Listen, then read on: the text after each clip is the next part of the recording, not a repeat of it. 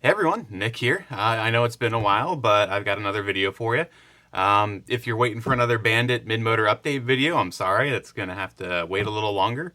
Just haven't been able to get out to race that a whole bunch lately, but I do have something else interesting for you today. I've got this Radiomaster MT12, and I want to talk about it and review it for you guys.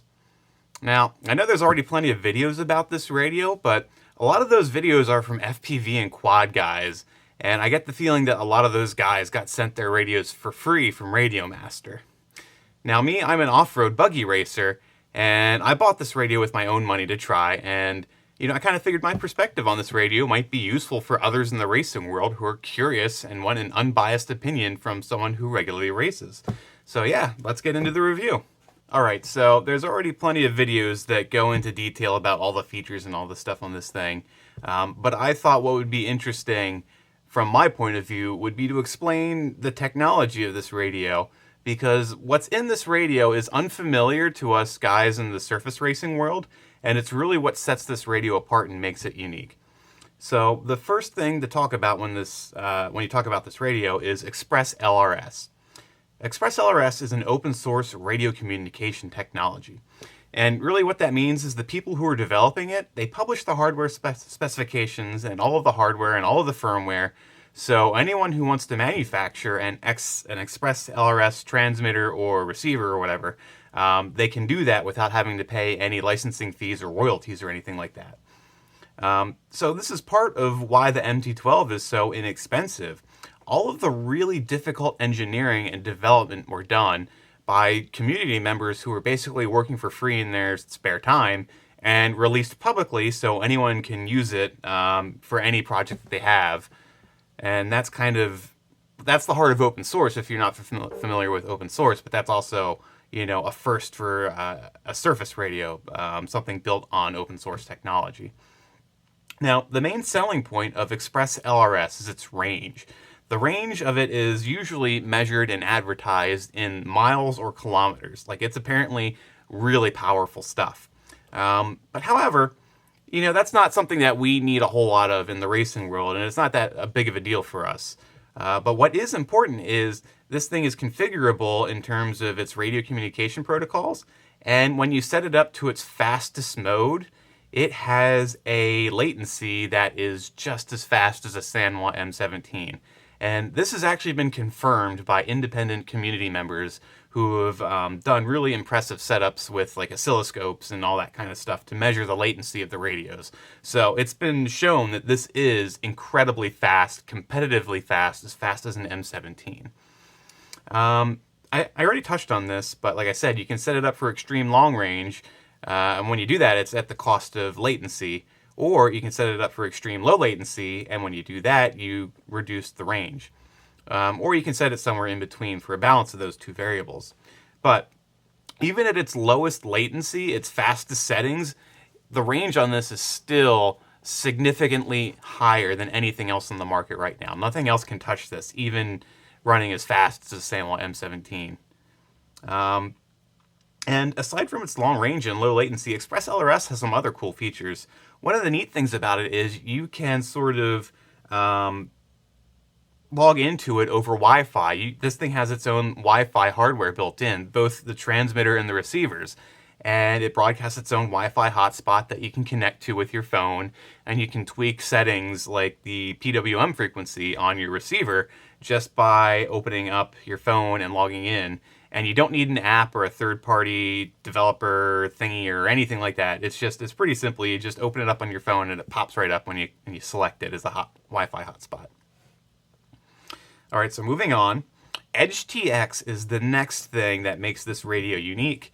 And again, like Express LRS, it's all open source. Edge TX is basically the operating system that runs on this radio. It's developed, again, like I said, with Express LRS. It's developed by community members who, freely donate their time and skills. It's open source, so it has those same benefits as Express LRS, that any manufacturer can just take it and use it in their product pretty much for free. And that goes into how you can get such an amazingly high quality radio for only $130 or $150 if you buy it on A-Main like I did and get the included battery pack with it, which I thought was a nice, convenient, easy way to get it. So Edge TX is firmly rooted in the flying side of the hobby, and up until the introduction of the MT12 here, it has been developed exclusively by and for flight hobbyists. So I don't think the radio necessarily suffers from that, but you do notice some weird things in the software that are surely the result of flight guys, trying to make up a radio more than anything else. But it's all, you can figure it out. It's not a big deal. Edge TX is extremely customizable. This thing, you can do a whole lot more with this than you could probably with any other radio. Like, it has a lot of flexibility and a lot of power in what you can set up and configure and make things do. It's really impressive. Just as a quick example, one of the things I did with my radio is I set up some custom mixes that allow me to reduce the steering rate, or the steering dual rate, based on throttle position. So basically, if I'm accelerating real hard out of a corner, it'll actually reduce the steering dual rate, so my wheels will actually straighten up just a little bit on their own, even without me turning the wheel. And the same with braking. If I brake real hard, it'll straighten up the wheels. And with a two-wheel drive buggy on low grip, that kind of helps give it a little bit of extra stability. It makes it feel like I can drive it just a little bit harder. It's not a huge difference, and I don't think I'm any faster because of it, but it's just a cool little thing that, I found that I could do with this that I couldn't figure out how to do with my NB4. The thing is, though, speaking of Edge TX and all that power and all that flexibility, it comes at a bit of a cost. All of that advanced stuff is not terribly user-friendly and easy to figure out. So it is a bit of a steep learning curve if you want to try to figure that stuff out yourself. It's not that easy. It's not like you just turn it on and it works. And I see that being a bit of a hurdle for a lot of people. But on the flip side, I don't want to oversell how difficult this thing is. It's really not that hard. I see a lot of guys whinging about how, it's so hard to use. How's anyone ever going to figure out how to use something that you need a PhD in computer science to figure out how to use? It's not that hard, guys. It's really not. It has all the basic things that you need. It has steering endpoints. It has throttle exponential, steering exponential. It has all of the basics that you would need for racing are already in here, and you don't have to program them. You don't have to be a wizard to make them work. They're already there. The only difficulty is that you just have to know where they are. And that's the tricky part because, again, I think it goes back to the whole flight world thing. The way that they set up the radio and the menus and even some of the terminology, it's not the same as what we have in the surface world. So you're going to have to learn some new menus and you're going to have to learn some new terminology. But once you do that, it's not going to be that hard. Like, I really don't see it being that big of a deal, but, yeah. So anyway, I think that wraps up what I want to say about technology and what makes this actually such an interesting radio. All right, next I want to talk about build quality of this radio. And in short, everything about this radio feels really high quality. The plastics feel really good in my hand, and all of the knobs and switches are really nice to use. All of these trim switches are really nice, have a nice solid clicky feel. These potentiometers on here are these, maybe not potentiometers, but knobs. They have this nice solid center detent feeling, so when you get to the center of its range, it clicks in nice and it doesn't feel cheap at all. The steering has, the steering and the trigger, they use Hall effect sensors instead of potentiometers, so you never have to worry about your potentiometers falling out. Another thing about it that I really like is that I can take this out in direct sunlight, and because it's LCD, even with the sun beating directly down on the screen, I can still read it clear as day. It's amazing. That was like my biggest annoyance with my NB4 is I was always like hunching over my NB4 like the Hunchback of Notre Dame trying to adjust my dual rates or my XPEL or something. So that's a nice huge bonus for this thing. Overall, I don't, there's not a whole lot to say about it other than it's just a really high quality feeling radio. It feels good. Everything about it is top notch as far as I can tell. All the buttons are nice and clicky. Yeah, pretty good. I think that wraps up what I feel like I need to say about build quality. All right, so the last thing I want to talk about is performance, which for a racing radio is probably the most important thing, and probably if you're interested in this radio, what you want to hear me talk about. So, in a short word, it's great. The performance of this thing is really good. The low latency combined with the high build quality of this radio just results in a radio that feels really good to drive. When I drive my car, I notice I feel really connected to it. The car feels really consistent and easy to control. And, a lot of that is that F1000 mode in Express LRS that just has that extremely low latency. I've been driving my Mini B with this on my basement track, and I recently took it racing for the first time too with my mid-motor Bandit, and it worked amazing. It just felt so great to drive, both my Mini B on my basement track and my Bandit on the carpet track. So it was, great, honestly.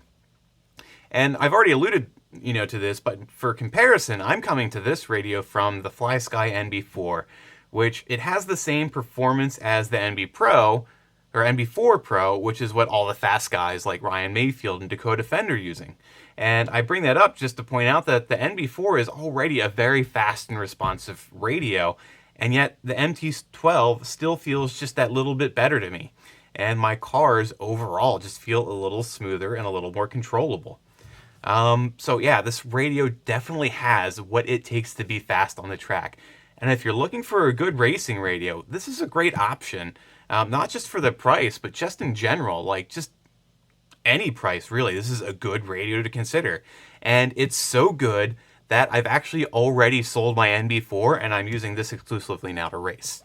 So yeah, that's all I want to say about performance. All right, so let's wrap this video up. In conclusion, this radio is fascinating.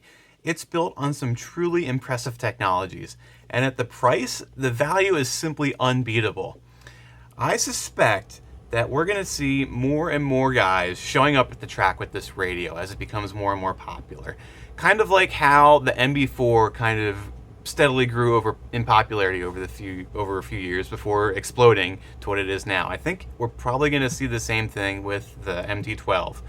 And when I was poking around on Radiomaster's website and their Facebook, it does look like they sponsor quad flyers. So it might not even be out of the question at some point in the future to see sponsored Radiomaster drivers. I think that might happen. So yeah, definitely expect to see this at the track in the coming years. You're going to see more of it. However, though, like I said, what makes this radio so fascinating is also what I see as being its biggest hurdle to overcome, and that's Edge TX. Like I said, my personal opinion is it's really not that hard to use. It has all the basics like any other radio has, and you have to learn how to use those basics like you would with any other radio. It's just that some people seem to really play up how difficult this radio is to use because of all of the advanced features that it has that you don't need to get into if you don't want to. But I could still see that being enough for some people to, either not want to try this radio or to try it and still just absolutely hate it because it's not what they're used to. But I don't think that's a good reason to hate this radio or a good reason to give this radio a bad review. It's an excellent radio. So, in conclusion, this is absolutely a well-made radio that is based on truly impressive technologies. It does have a minor learning curve you need to get through, but considering this radio's performance is on par with a Sanwa M17, but costs well over $450 less, and the receivers for this thing are only $20 a piece, it's definitely a worthwhile trade-off in my opinion. And I suspect many others are going to agree with me on this, as again, I predict you're going to see this thing become more and more popular as time goes on. So yeah, that's my review of the Express LRS version of the MT12. Let me know what you guys think in the comments. Would you consider buying one? Is Edge TX simply too daunting for you? Would you be interested in racing-focused Edge TX setup videos? Let me know. As always, thanks for watching, and if you enjoyed this video, please like, share, and subscribe.